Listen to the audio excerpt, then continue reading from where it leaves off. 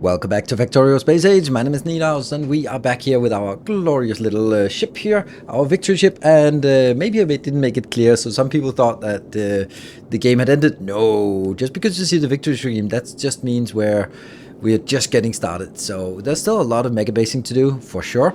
And the biggest thing is, of course, out here on the world map, going on beyond the solar system's edge and going out here where you can actually start seeing the Promethium asteroids. And those are the source, of course, of Promethium chunks. And Promethium chunks come into Promethium science. Promethium science only has one thing, and that is Promethium science. What is the one thing that, let's go here. The one thing you can research for that is a better lab productivity, which is absolutely ridiculously insane. So that's something we're going to be farming from now on and until forever. So we're going to convert this ship into a different ship, and it basically, all the things we built here are going to be recycled, but it's just going to be a little bit bigger and just a little bit better and all that stuff. So we're going to start stripping it apart. But the first thing we need to do is let's take it apart and rebuild it.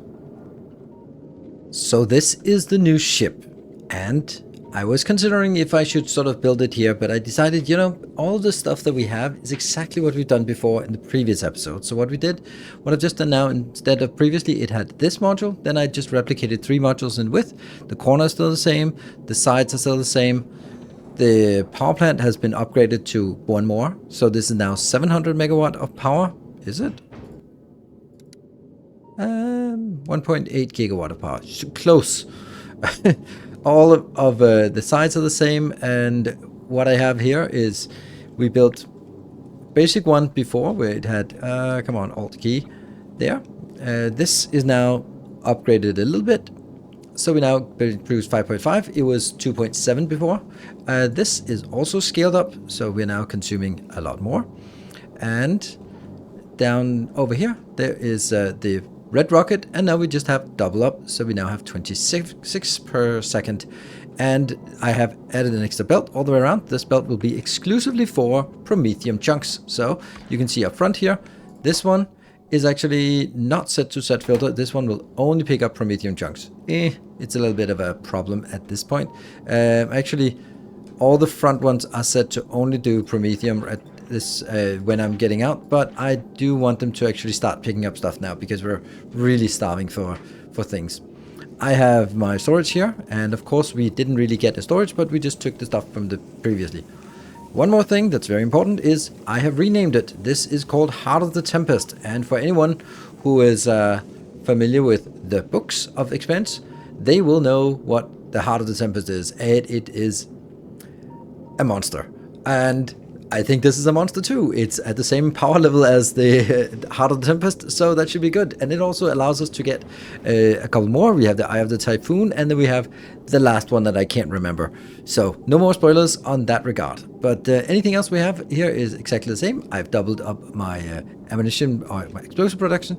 Then I have this cool thing, which is the start of a bus, a tiny little bus here. What it does is it has an automatic balancer between the combined recipe. This recipe is used when going into that part here, and for the sulfur, what's it called? What's this? Coal synthesis, yes. But here for the fuel, I also need some regular good old-fashioned carbon. So if I only use this recipe, I'm actually going to run out of carbon. So I need to switch this one on once in a while, and it monitors how much do you have in the belt. If there's less than 100 in the belt, then we'll do a boost and get that out. Similarly over here I have the same thing for the copper. I am initially enabling these two for the combined copper and iron, and then at some point when we have too much, this one is again monitoring that one and that one, this piece of belt up to this point, and if it's less than 100, then it will also activate the other ones. And on the other hand, it will always go left, and if it goes right, if it is fully saturated with iron on the left hand side, then it will potentially open this if we are struggling to keep up with the amount of liquids we have here. So if this one is not sufficient, then that's gonna come in, and we're just slowly building this one up here. So that's what I have. What I do not have is actually the storage for Promethium, and this is where things get weird. I can take this out because we now have our glorious fusion power available. Okay, so let's talk about Promethium chunks. Can I do... I can't do that one. Okay, Promethium chunks. Where you be at? Here. Promethium chunks. They are gathered from small Meridian asteroids. They are here. There's a recycling recipe? Really? There is a recycling recipe. I did not know that. That's awesome. Oh yeah, of course it's a recycling. Yeah, so you can upcycle them if you want to. We don't. So this is non-stackable. Stack size 1. So you can't stack it. That means if you put it into one of these glorious legendary cargo bays, you can only store 50. That means I use 16 tiles to store 50. However, if I just put a single belt tile in, that can store 8.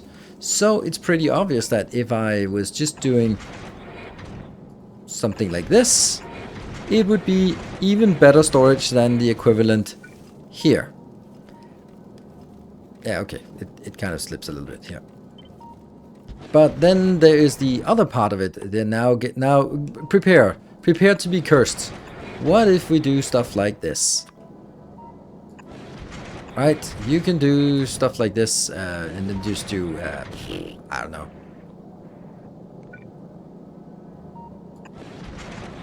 Something, and well, this is not going to be here, and then we'll get that one, because the point is that this stockpiles way more. And so on and so forth. There is a great way to do this. There's numerous ways to do this. I've decided not to go all in on this, but I kind of want to do a little bit of funsies with this. So what I'm going to do is I'm going to do something like maximum reach here, and you don't need to tell me that there is a better way. I am aware that there are better ways of doing this. This is a way that gets the job done for me, and I think I'm actually pretty happy with it. So that one will be here, and I'll just go a short while, and then it'll jump down to that location. Yes. And then I will get, and then we get the blue undergrounds will go from here to here. That's kind of a good setup, I think. Not that one. Not that one either. And that one. So this part here, I can just make that something like this. That's 8.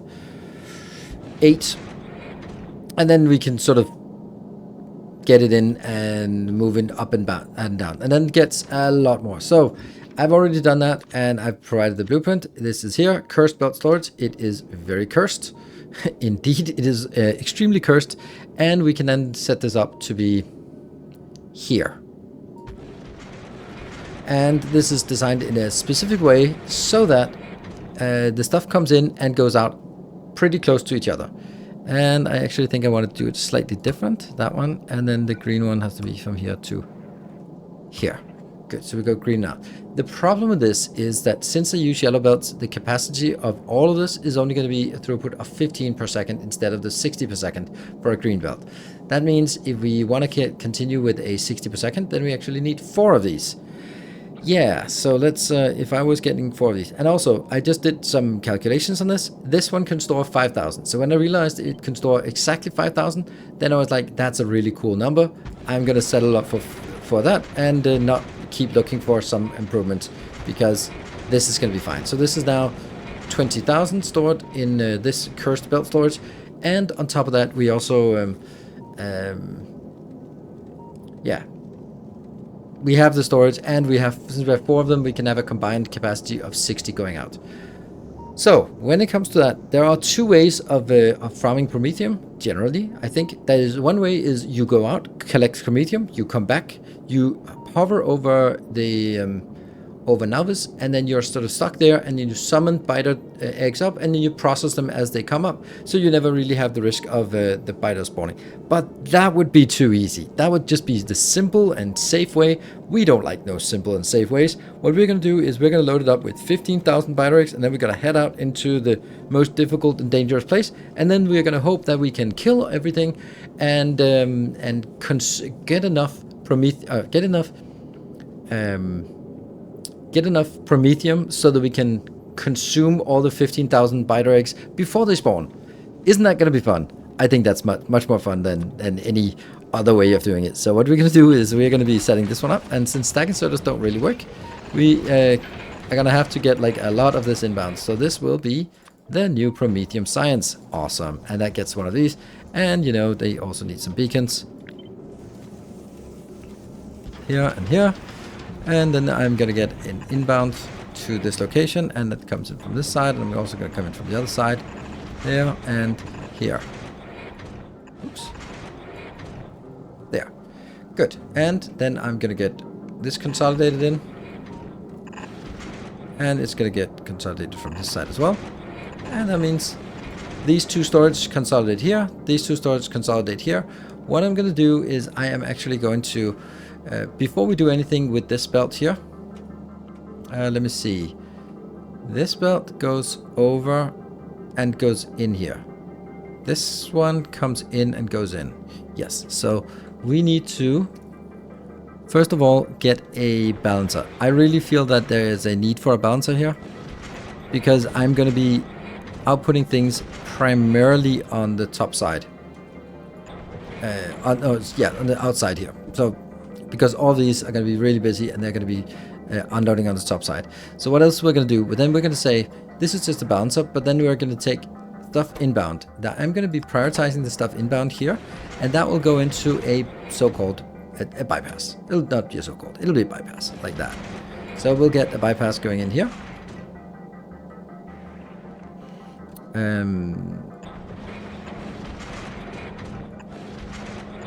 And we will then, from this one, this will just be forcing it in and trying to get in, so that whenever I get something, I want it to force it in, get into the bypass. If it can't go into the bypass because the bypass is full, maybe we don't have enough biters, maybe we are producing it faster than we can consume it. That's not really likely.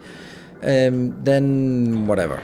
But then what I also need to do is I need to get a balancer here. Ah man, there's so many balancers. Maybe a little bit too many balancers. Can you really have too many balancers? And then it goes in. And then that goes out. So now what all of this spaghetti here is that first, this is completely independent from everything else. So there is a, first try to put it into a bypass to go straight into production. If that doesn't work, then go in to a branch, which is 50% into the branch. The 50% into the branch gets balanced. It's really important that this will get balanced, because otherwise it tends to only fill up in one side. And then once it comes out, it goes through all of this, comes out, then it merges with the bypass and goes in. Same for the other ones. Now we have our cursed build storage, and well, it's a thing, right? It's a thing. And I've also have a light indicator here that was just room for it, just to indicate how filled each of the sections are, because they are filling up independently. And all this belt spaghetti here is necessary to get it in with the priority and the balancer and the inputs and outputs and the mergers. So that's all good. This is working, this is working, everything is working. The only thing I feel that I might need is I might need some of these that actually shoot at biters, just in case there will be a little bit of biters here. Then we're gonna get stuff inbound to this location, and that will be a little bit interesting. So we are definitely going to we have a look at the speed here. It's fast. But we can't consume this part, we can't consume that, and can't, well, that one we can easily get. So we'll get an inbound here. Let's see what it is we want. First, let's start by getting stuff backwards. That is going to be here, will be the Promethium science. Promethium science will just shovel back as fast as it can. Then we're going to get the here. This will be oops, that one, and we are going to go one more. And this one is actually going to do the eggs. And the eggs will now do 10. Because each of these crafts take exactly 10. So if I shovel eggs in by the 10s, then it'll be an even number in terms of crafts. So let's try to do that. There we go. And there's these two will just shovel in here. So now we've kind of occupied everything around here. And then we should be getting all of that. Whew. Now let's talk a little bit about what happens if we have 15,000 biter eggs here. That they each have a 30-minute timer, and when they are about, we would like to have an indicator of, are they about to spawn? Is something bad about to happen? So we'd like to have some kind of logic here, some kind of counter, and that counts. Okay, and let's see. I am going to count I'm going to do it the way I can do it, so maybe you can do it better because I'm no programmer, so that is it's going to be limited. I'm going to use the biter signal to indicate that, well, this is the time to bite us, and that will go into the input and the output. That's how you do a counter. This one will start counting when it receives a signal that there are croissants on board. That means it also needs to get the croissants in from here, so that it knows that there are croissants on board. If the croissants are on board, then it starts counting. What it does, it sends the input signal to the output signal, which means it just keeps counting upwards. Now, the next part is, then we need to have a warning that says, okay, when are we going to be freaking out? So, when do we freak out? We freak out when the biters have everything is counted in ticks. They have 30 minutes. 30 minutes, that is 60 seconds times 60. Then it is times 60 ticks. So that's 108,000 ticks. So if I'm saying that our value here is greater than 100,000, there, that means it's 27 point something minutes. So 27 and a half minutes. After 27 and a half minutes, you're very welcome to panic. You're actually most encouraged to panic. And that's going to be sending the skull signal, which will of course also be part of a noisemaker, which will handily make noise and say something whenever that is greater than 0.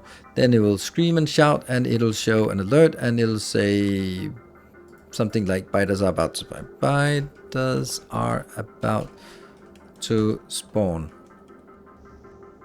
Panic. There. But I mean, that's just a warning. That means we can start panicking. But wouldn't it also be nice if we didn't have to panic? Yeah, that would be nice. So what if we actually tried to get rid of the biter eggs before? And that will have to do something like this.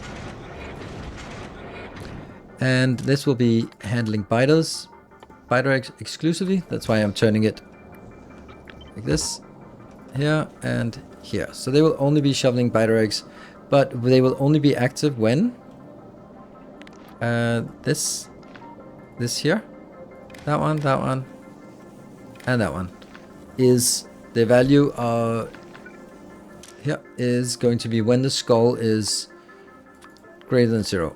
So when that's happening, then it's time to panic. And then it just so happens that we can do exactly like this.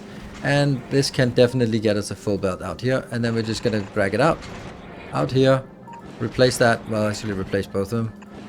And that just shovel, throw it out there.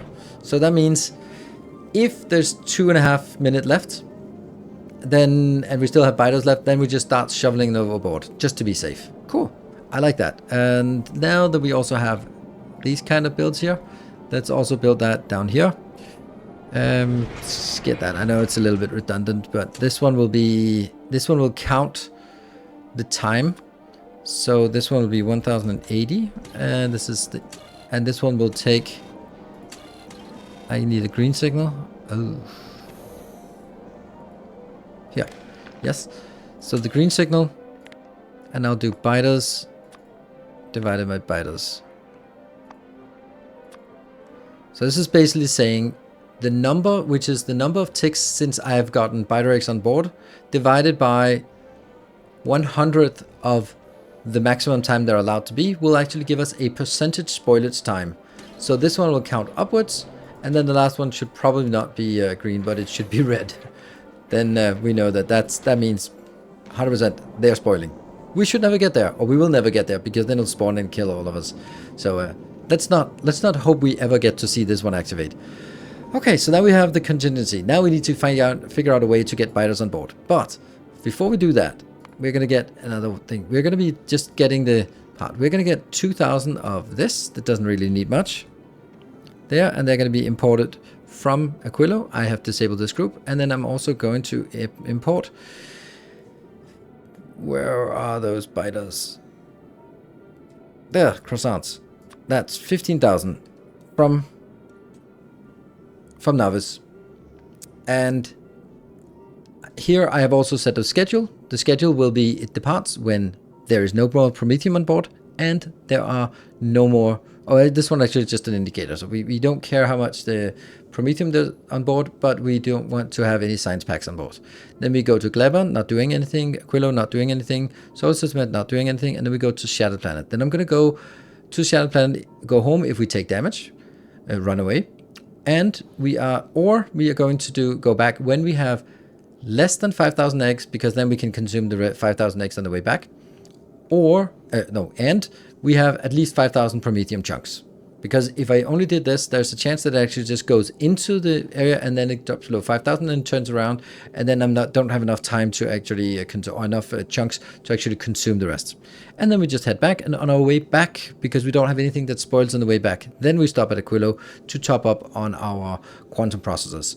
So what I want to do now is I need to load up all this stuff to get the full belts all the way around. We're going to take this for a test spin just to get it to Aquilo and back again. And when we get, in the meantime, we can start looking at how we want to set up the build for getting the 15,000 Biter eggs in space. So we're going to just go straight to that, and then we can look at this is the speed control. It looks a little bit weird, and you can see which one is active. Each of these, M is the maximum speed, max speed, and it is expressed as a percentage. So this is 1%. That is active when we are equal to 3. That means when we are parked on now is we just go with 1% thrust. As soon as we're departing towards Gleba, then we go with 100% thrust, and then from Gleba to Aquilo we go with 100% thrust, and this one is also, the next one is here, and 100% thrust. And from here now it gets a little bit dicey. Maybe it does, maybe it doesn't. We go with a measly 18%, and then we go at 20% thrust when we're actually going out into the Shattered Planet area, and we are going back. Hold on, that's not good. 20? 20? 20. Why we go? Oh, 20 going back. That means we're going to go faster back again, because you get 20% extra speed on the way back. Weird, but that's how it is. Well, actually, it's not weird. You get minus 10% for the first half of a journey, and you get plus 10% on the last half of the journey. So that means that when we're only going out a little bit and coming back, that means we're actually getting the minus 10, and then as we turn back before we get to halfway, then it actually gets plus 10%. So that's a net difference of 20 going outwards and going backwards. So be mindful that you're going to be coming back faster. And then the last stretch of the road, we go here. We're actually reaching this right now, and we should be seeing a lot of stuff out here. The way that I've programmed these is that I am setting up here to shoot at Promethium, and I'm also shooting at big Promethium asteroids. I am setting these one up to also shoot at medium Promethium asteroid. This will increase our amount of rockets being shot, but it also is it'll just kill things way quicker. We'll have all these rockets just shooting absolutely crazy. Yeah, what's happening? Did we forget to stop here?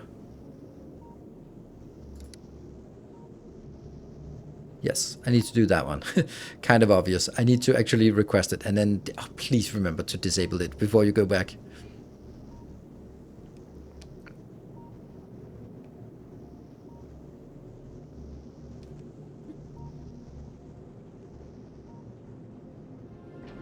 Final delivery of quantum chips is coming in, and we should be departing. And there we go, we are departing, and as we're departing, I'm going to disable this, so when we come back, I have also added a circuit condition so that we're not going to depart from Novice, and we're not going to do this. So now we can just go back to Novice. Why am I doing here? Let's go to Novice as well, and see, build something there. So this is the one we have previously. This rocket launcher here for Biter eggs, and it works really well, but I want it to work even better.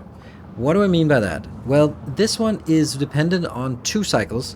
It launches the 500, and then it waits for the other rocket, and then it launches another 500. That is problematic, because that means it's not gonna, well, I want it to go up in one go, because then I can be very sure that I can control exactly what it will have of values from this one, because this one I'm monitoring the unfulfilled requests from orbit, and yeah, there was supposed to be a signal here, but there's no signal because there's no unfulfilled. Now that unfulfilled signal I'm going to take in here, and then basically saying, well, if it is less than or if it's more than 0, then send these. But I want to make it more nuanced because this is the stuff for Gleba, and there I should say yes. And if it is also less than or equal to 2000.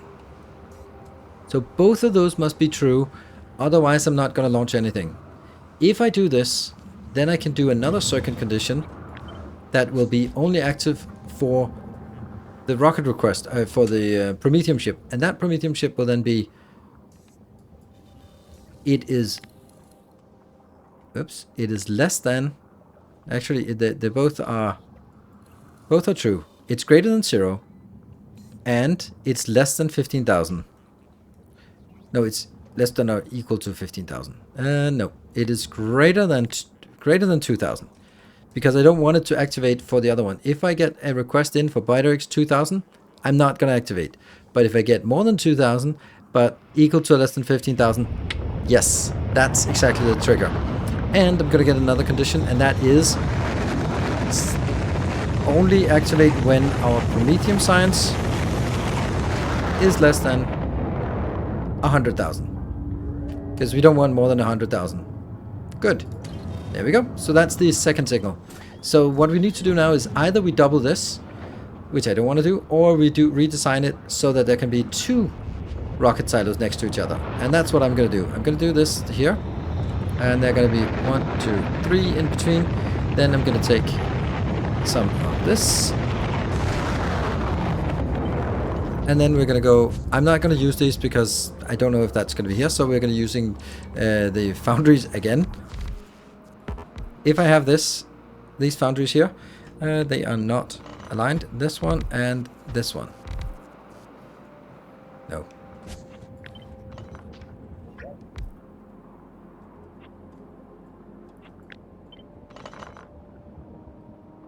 Here. Okay. These ones can then be in, and then here and here, but not that one. That belongs to the other one. There, so now there are 5 associated with this and 5 associated with that. I do not want to have the middle one exporting to both. That's something you'd usually want. Not today. Not today. And then we're going to get also this one in here. And they will be just in charge of exporting. So now what we need to do is, we need to get some legendaries of this part. Oof, that's going to be tricky. Don't think we have those. Nope. Okay, let me set this up because everything else is going to be exactly the same as what we've already done. So setting this up should be just a matter of just routing the belts. This is the final product, and it looks more complicated than it actually is. We have these signals here. They will only be activated when I get the legendary biter signal. The legendary biter signal comes from here. And this is saying when the command here, there was really no point to saying it less than 15,000. It's just more than 2,000. So it's more than 2,000. And we have less than 100,000 of that. Then send the legendary biter signal. And that legendary biter signal goes up on this here. And that comes all the way in. This is monitoring the read orbital, unfulfilled orbital requests. And we have to make sure that we get bioflux in and spoilers out. Okay, we're launching more biters to there. Let's see. I don't know if this is going to be messed up if I have to change it to the other. But actually, this is going to go very often. So I actually think this is a good idea for me to kill this. And we're launching the biter, and this is not turning on. The yellow light here is turning on because I have the request, but the other ones are not turning on, and these are now sending up. And now it should be turning off here because there is no unrequested stuff. That one, we just take that out. Good. So this is working. We've done our proof of concept on this problem. Then I'm going to be setting up down here. I'm going to make 15 of these builds so I can launch 15,000. This took quite a while, and to craft the 30 rocket silos and 150 biter spawners. Yeah, that took a while. How long time exactly? I don't know. I couldn't tell you because I kind of fell asleep midway and then woke up startled, and now we're ready to go. So good thing we can cut out all the snoring, and then we can get back to it. So what is going to happen now is that I will go to Heart of the Tempest. Everything should be working so that as soon as I remove... we're going to do that. As soon as I remove this stalling condition, as soon as I hit this, I should see these 15 go from... Let's just go. And nothing. 15. Oh, that's so good. 15 meter. Let's go back here and then let's see. 15,000 biters launching into space. This is the reverse invasion. We are, instead of... we're exporting 15,000 biter eggs from Navis. That is glorious, isn't it? Whew, wow. That's, it's a little bit of a daring thing. What we want to do is we want to make sure that... or we want to see if this can run fully automated. That's going to be objective. Here we go. We are coming in. 15,000 biters coming in. And there we go. And this one, now let's see. So what is we doing now? We are now moving. I have set this condition up so that it will never enable when they're on Navis, because what happens then is that it goes up here and then it has 15,000 and then immediately some of them get put in here. And as they get put in, then we actually will need to request more to have the 15,000. But let's look at the dashboard here. This dashboard, we know this is how much on the belt, how much in stockpile, in storage, belt storage, and then we have how many biters do we have. We have a total of 14,000 plus the whatever is in there. Then how many chunks do we have? This stores, this monitors should monitor the chunks up here, but it does not. So that means we are now going to get it in here, and that should also be coming up and going in here to see how much Promethium we have. Currently we do not have any Promethium. And then how many quantum processors do we have fully stacked? This should be up to 2,000, counting towards 2,000. And our ship is now heading towards Aquilo at full speed to 400 kilometers per second. That's a pretty decent speed here. And right now we're not worried about it because we've done this already. We have made it all the way to safely to the edge of the universe, or edge of the solar system. So it's only once we get beyond that point that we have anything to worry about. So let's see, and we have this counter. It's counting upwards. Let's see, we have the first one indicated it's at 6% spoilage, and then we see as it goes further up spoilage. It's also nice to see that they didn't start unloading the eggs just yet, so at least this condition is not prematurely triggering. We don't know if it's actually triggering, but let's see if we can get out there. We're gonna just get the last stretch, the last 100,000 kilometers, and then we get into the Promethium area. We're almost out here, and we're going to see something interesting here. There we go. We saw that there were now 2 little iron on this belt here, the bus belt, and therefore the alternatives triggered just, and there we go, it triggered again, just to top it up with the iron, and because the copper here is stockpiled. So we're not exporting anything out, we're just sort of supplementing, and then when we see this level go below 100, it's sort of trending downwards, and then we'll just top it up. So why are we doing that? Why are we seeing that? It's because we're actually shooting a lot of rockets, and rockets don't require any copper, so we're not really doing much here. Now we are actually out into the world here. I'm slowing down to about 250, and I think that's a good speed. We're gonna see our shots here. They are, well, shooting, and we're getting the very first Promethium. Yes, come on, pick it up. Oh, right, there's something I want to do. This one should just be hard-coded to Promethium. Yes. Promethium, Promethium, Promethium, Promethium, Promethium, Promethium, and Promethium, Promethium. We do not want them to do anything else. We just want them to do Promethium. It was only for the beginning when we just needed to get stuff. But even if we need more stuff, you can see how much is actually floating by. That these ones can always just easily top up with anything we need. We don't need the front one to do anything but Promethium. And we're getting the Promethium. So let's start tracing the Promethium. We don't have a lot. Come on, get some. There we go, now it comes in. There we go, a good chunk. Goes in, goes on the balancer, goes on the bypass, goes on the bypass here, and we now have the very first Promethium science. Yay! It crafts pretty quickly. I think one of these would be enough. But we can also see that even with these 15 inserters here, we're just not able... we're not able to keep up with this. Maybe if it was... it was for 2 fully saturated belts. It might be able to keep up, but not in the 250 we need per second. And so it's working. And then we should see over here. We are now, let's look at the biters situation. We are down still 14,000 biters. The science here, we have 450 of that science yet. And our spoilage rate is now up to 26% of the biters. Let's confirm it here. It looks about 26%, yes. Oh, here's another interesting thing. This one should actually be using spoiled first, and these ones should also be spoiled first. This one should also be going spoiled first, because, you know, it makes a little teeny tiny difference, right? A teeny tiny difference. So it will take the ones that are spoiled first. Not going to make a big difference, but it might be, well, it hopefully should make a difference. So let's monitor out here without having the UI available. By the way, that is Control-Shift F4. Yes, it's not Alt F4, it's Control-Shift F4. I don't know why, but it is. And it's so you don't need a mod for that. What I'm going to do is, or what you can see here, is that we're shooting rockets, explosive rockets, also at the medium ones, so there, which is super amazing. We're also shooting railguns at the normal size, or these chunks here, the big ones. No, actually the bigger ones. These ones, the big ones. There's a colossal one that gets destroyed, and then the small ones as well get also destroyed. Look how quick it goes. So what we're seeing now is that it is almost exclusively our rockets and our railguns that do the damage.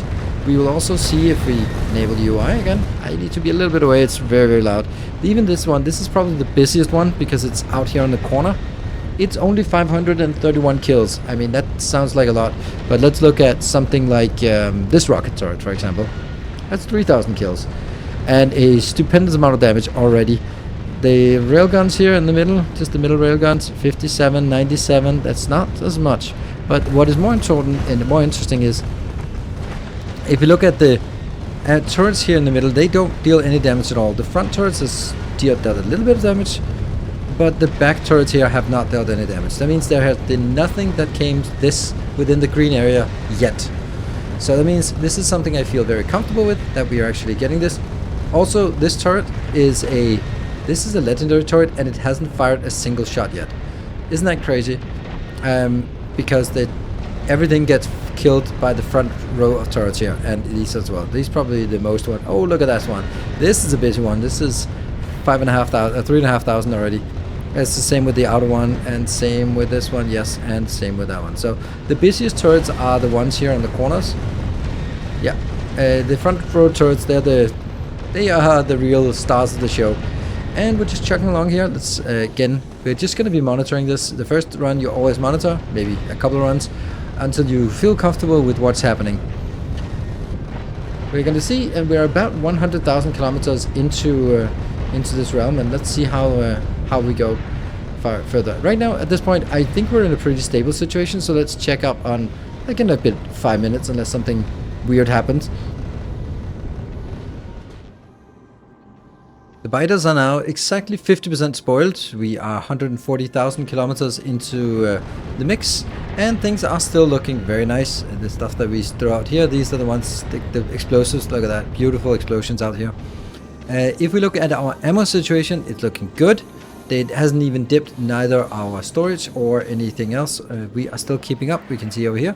We still have, out of these 8 ones, there are 2 of them that are idle, so we are only producing at 75% of the rockets. That's also what I'm mainly focused on, and about 75% because there are 3 out of the 4 that are working here.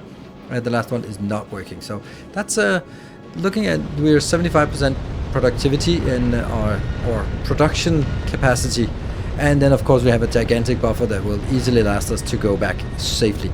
Now, how many biters do we have left though? And we have still 9,500 biters left, but we can also see now they are coming in at a much more decent rate here. The rates that are coming in here, now it's a full belt on one side at least, and yeah, it's good, it's good. There's definitely something happening here, and these are just going really quickly. And we're getting, of course, we're getting more from this side, because this is the side that anything that gets picked up on the side here, and these ones will go into the first, and then the second gets that one, and the third will not actually have a lot. It'll, because this comes in after the fourth one. or after the third, and this one comes after, and then it goes all the way around and comes in here. So that's of course going to be more in the first one, but that's totally fine. We're now producing at a pretty good rate, and then we have now 19,000 Promethium science, which is super amazing if you look at it, because the Promethium science here starts out dirt cheap, like ridiculously cheap. So we're going to get so many of those researches when we get back. We're now also unfortunately in a problem where we cannot pick up fast enough. I think that it would be better if I sort of maybe had like 2 of these, like maybe one there and maybe one there would be better, and then cut down on taking 2 railguns out. But I'm not going to make any live changes right now, because it also needs to somehow figure out where there's a branch that we can go in. So it's not super simple, but I think that might be a good idea.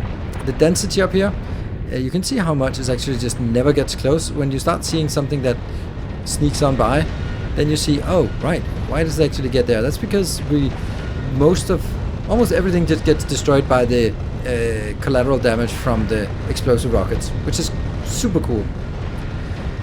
Right, again, we are only 58% spoiled, and we're now seeing that it will not be a problem getting rid of this. We have 7,000 eggs left, and we have less than half the eggs left, and we have a little less than half the time left, and we're now picking up speed with the production here. This is now going almost as quick as it can. We are almost out of biter eggs. We have 300 left. And how is our spoiling time? Our spoiling time is now on 76%. So still 20 something percent remaining. And let's see how much that is. Oh, they just disappeared, the last ones. Good. And they are gone. So what happens now is that they just stack up here. And, well, from now on, the good thing is we're safe from biters. We're not going to get attacked by biters. Yay! It has happened. If you want to see me get attacked by biters, come over to my Twitch streams where I'm being super reckless and learning a lot while I go along. So what we see now is we have the condition that it says less than 5,000 biters, yes. And then we now need to stack up the Promethium asteroid chunks up to 5,000. And when it hits 5,000, we're going to turn around. We could actually turn around right now because we know that we're probably, because we're so deep right now, the 270,000 kilometers, we're definitely going to get it on the way back. But let's try and sort of get it as fully automated as possible without us interfering at all with any of this. So we're just going to monitor as this here. This one goes up to, it should go up to 20,000. Oh, great. Look at this. This is only getting 2.93. So it's actually somehow... yeah, okay. I think this is somehow not getting into that. Yeah, does that work? Yes, 4.2. That's more likely. Yep, okay. So it needed to go into here, so it would go over to the other one. That's what I'm using the radars for, instead of just getting belt spaghetti everywhere. I could use power poles, but it just feels it looks silly with power poles here. As this one hits 5,000, it has hit 5,000. It has triggered. We are now switching to the next. We're now going backwards. You can now see the green bar. We're now going to be going for the green bar. Actually, I think these icons should be swapped around, because we're actually doing, we're not going towards the shattered planet, we're going towards the edge of the solar system. We're just going it from the other direction. So we're now on here. So we now need to sort of backtrack another 270,000. But we're now flying faster, which is actually making it a lot more difficult. The 20 kilometers per second is actually meaning it's a lot more dangerous on the return flight. We're also going a lot deeper now than we should be, because usually when we're in a stable situation, we're going to come back with a lot of Promethium stored. So as soon as we start picking up the biters, they're actually going to be starting to be consumed, and therefore we don't go as deep into the shattered field. We're not any ambitions about going to the shattered planet yet. That's some kind of achievement that we'll probably just do later, send the ship off and then wait 10 hours or something like that. But now, not right now. Now it's about getting the Promethium so we can get better science. We're at a measly 10,000 science per minute, and as soon as we get some of those researches going, then we'll definitely get more. So we're going to be just following this one, hoping that it doesn't, nothing horrifying happens until it fills up, and then we'll see how much we still have remaining on the distance. There we go. We can now see that the belt is completely stacked. There was actually a missing underground. I don't know if you've been yelling at me in the comment section, but I've also been cleaning out so that I don't have any non-Promethium output from any of these on the front and sides, because I don't really want it. It's nice to have that when you're starting up, and you can add that as well. But yeah, it's not really needed once you get going, because you'll have so many materials down here that these side ones, you can see there, if they need something, they are going to grab it pretty damn quick. There we go. And then it's overflowing with carbonic asteroids. And we have these two down here that converts.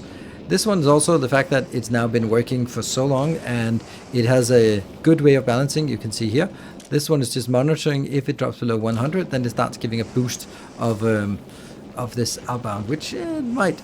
And similarly out here, if this goes along under 100, yes it does. It just get another boost. Perfect.